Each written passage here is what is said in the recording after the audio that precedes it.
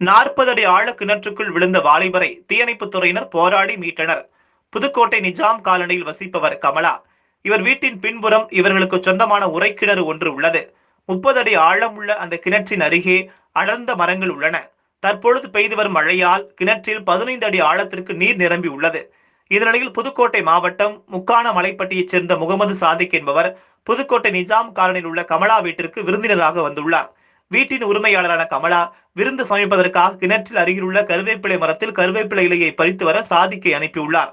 இதனிடையில் கிணற்று கட்டையில் ஏறி நின்று கருவேப்பிலை இலையை சாதிக்கு ஒடித்துக் கொண்டிருந்த போது நிலை தடுமாறி திடீரென்று கிணற்றுக்குள் விழுந்தார்.